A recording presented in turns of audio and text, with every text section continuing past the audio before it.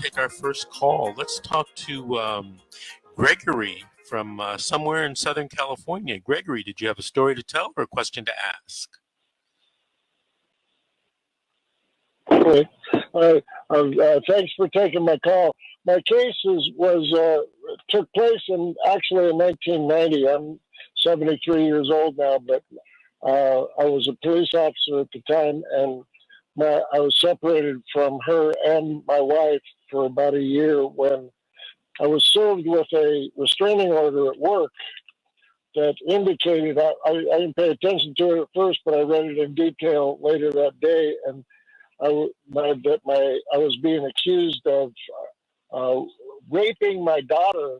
She was 15 at the time, from the time she was 4 through to now, and cutting her, raping her at knife point and cutting her to facilitate the rapes. And I thought, well, gee, all I got to do is ask her, and this is all be like, what kind of restraining order is this? All we have to do is ask her.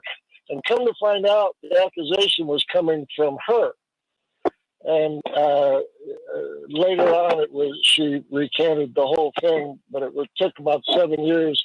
I was unable to even confront her with it. She was immediately taken to someplace I didn't know. I had no ability for contact at all. And I immediately sued for dissolution of marriage. I thought that would be a format to bring this false accusation, and the judge there told me this is the wrong format for that. When I said, what's the right format? You guys keep on bringing it up. He said, well, the right format would be criminal court. At one point, the 2 deputy sheriff detectives somehow got a hold of it and interviewed her. They my daughter, and decided that she was not being truthful, and refused to file anything on it. But like I said, 7 years later, I got a call from my daughter saying, "I'm sorry, Dad," like that. She was living in New York, but. Meanwhile, this has been, of course, filed with the Department of Justice as an accusation. And when I call to see what I can do about that, they say you can't do it. It's just a record of an accusation. And so I have this continued thing on file for me in my name as an accusation of child abuse that there doesn't appear to be anything I can do about it. Even though my daughter's 47 years old now. This is when she was 15. So, and she would be willing to testify, and she and I'm not clear if I have any recourse or to get this off, this false accusation with the Department of Justice. It came up several years back. My new wife, and I adopted three siblings, and they had to interview my daughter in order to get this, in order for us to become foster parents and then adopted parents. But this accusation, it just seems a real injustice that there's nothing I can do to get rid of this. There is something that you can do. Okay, that's interesting. You got my attention. It's not easy, but there's something you can do. I'm not about easy. I'm not about getting this. And I called various places. Like there was a place called organization called Vocal back then, Victims of Child Abuse Legislation, who told me leave it where it is because you stir up the cow pile here, and this can be turned around. They're just going to say she's lying now, and refile the whole thing. So they kind of scared me into doing anything back there. Well, I mean that's possible, right? Yeah. Okay, absolutely. So if you want yourself removed from the DOJ, what you have to do is bring a lawsuit. All right. And you have to spell out the facts. One of the things you might want to argue is that you were never notified properly of your right to a hearing and to challenge that being challenge you being put on the DOJ.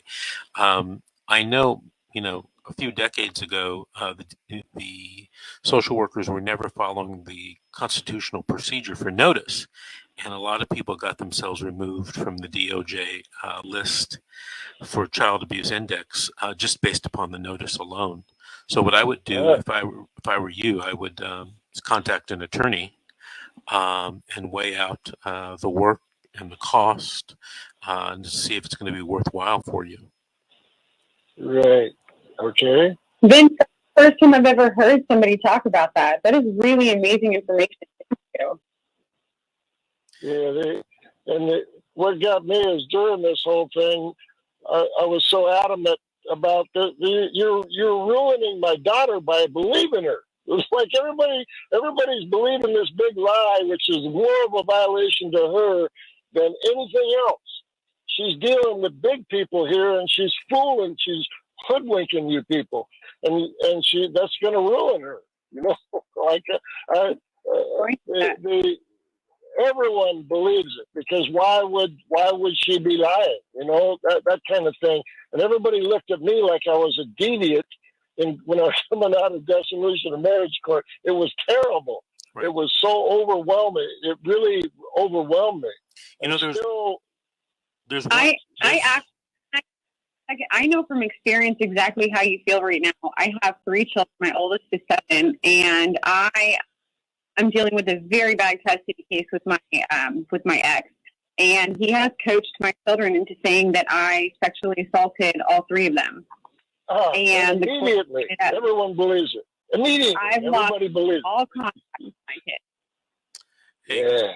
Hey, Greg, there's one other thing that I want you to talk about with your attorney, and something called a writ of coram nobis, CORAMNOBIS.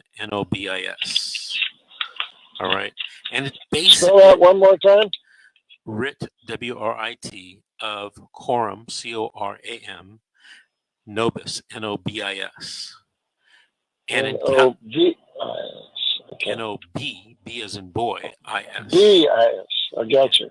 Okay. So what it basically is a writ that you can file with a court that can correct any injustice in the past.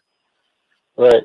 Okay. So, typically, the last time I saw an appellate case, I think this is what happened. A guy was deemed to be the father of a child, and then 35 years later, it came out that he wasn't the father of the child, and he, sued based upon a writ of coram nobis to get that finding of paternity changed around. So, it was like 35 years later, which is, similar to your situation, right? Gotcha. Yeah. Hey, Greg, I want to thank you for calling and thank you for listening. Call us back in a few months and give us an update on what's going on with that case, okay? Sure will. I appreciate you guys. Thanks. All right. I guess it's about time for another break. Yes, sir. All right. So this is The Secret, How to Fight CPS and Win.